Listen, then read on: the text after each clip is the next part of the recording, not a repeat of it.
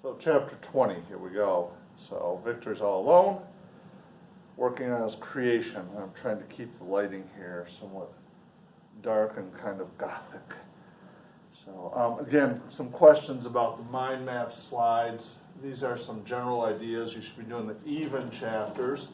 There's an image, there's a quote, timeline, list of characters, etc. So yours have a little bit more detail than these, but these are the ones that I've done, and the 5, 4, 3, 2 ones. So here we go. Chapter 20. I sat one evening in my laboratory. The sun had set, and the moon was just rising from the sea. I had not sufficient light for my employment, and I remained idle, in a pause of consideration of whether I should leave my labor for the night or hasten its conclusion by an unremitting attention to it.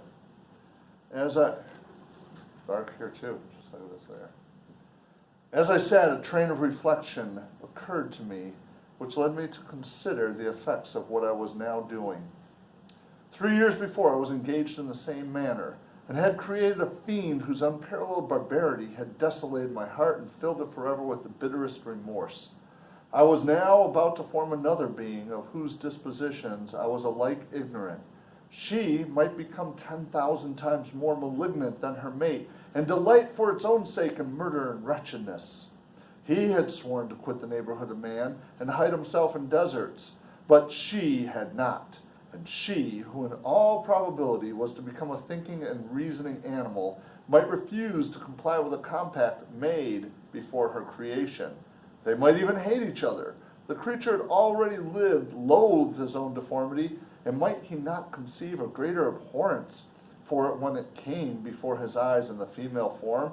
She might turn with disgust from him to superior beauty of man. She might quit him, and he be again alone, exasperated by the fresh provocation of being deserted by one of his own species. So Victor here now is starting to have some thoughts. He's arguing with himself. He lists at least 4 reasons not to continue with his creation. And it's been 3 years, so the creature's now 3 years old. But those are good reasons that he has there. You should list them, huh? So here we go. What was the first one? Again, it might be 10,000 times more malignant, and for its own sake, enjoy murder and wretchedness. Continue on from there. There should be 4 more, so I'll give you the first one. Even if they were to leave Europe and inhabit the deserts of the New World, yet one of the first results of these sympathies for which the demon thirsted would be children, and a race of devils would be propagated upon the earth, who might make the very existence of the species of man a condition precarious and full of terror. Had I right for my own benefit to inflict this curse upon everlasting generations? There's a 6th reason. I had before been moved by the sophisms of the being I had created. I had been struck senseless by his fiendish threats. But now, for the first time, the wickedness of my promise burst upon me. I shuddered to think that future ages might curse me as their pest, whose selfishness had not hesitated to buy its own peace at the price, perhaps, of the existence of the whole human race. I trembled and my heart flailed within me, when on looking up I saw by the light of the moon the demon at the casement. A ghastly grin wrinkled his lips as he gazed on me, where I sat fulfilling the task which had been allotted to me. Yes, he had followed me in my travels. He had loitered in forests, hid himself in caves, or taken refuge in wide and desert heaths. And he now came to mark my progress and claim the fulfillment of my promise. As I looked on him, his countenance expressed the utmost extent of malice and treachery. I thought with a sensation of madness on my promise of creating another like to him, and trembling with passion, tore to pieces the thing on which I was engaged. He destroys it. He destroys it right in front of the creature.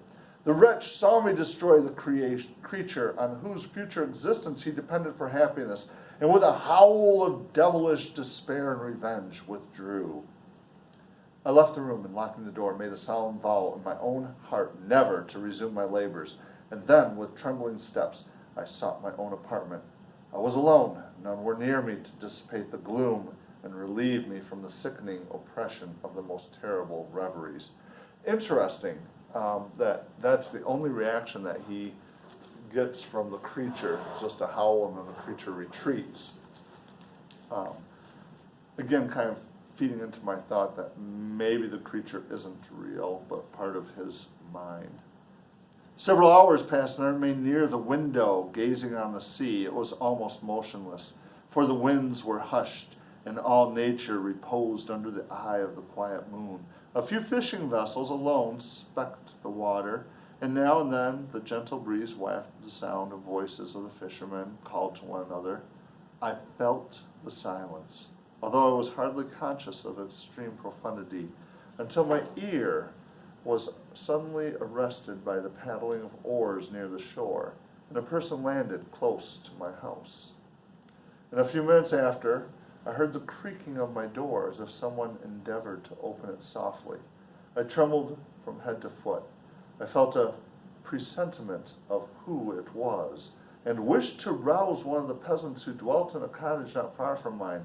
But I was overcome by the sensation of helplessness so often felt in frightful dreams, when you in vain endeavor to fly from an impending danger and was rooted to the spot.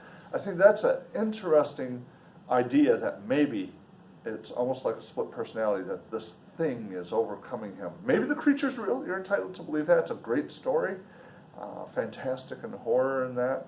Or maybe it's all in his head.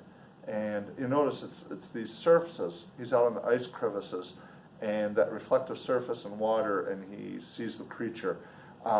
He meets the creature again right now. He's expressing to Walton that he was looking out the window. So again, I'm not sure, but that part there where it feels like a dream, you'll notice that keeps coming up in this feverish feeling. Presently I heard the sound of footsteps along the passage. The door opened, and the wretch whom I dreaded appeared.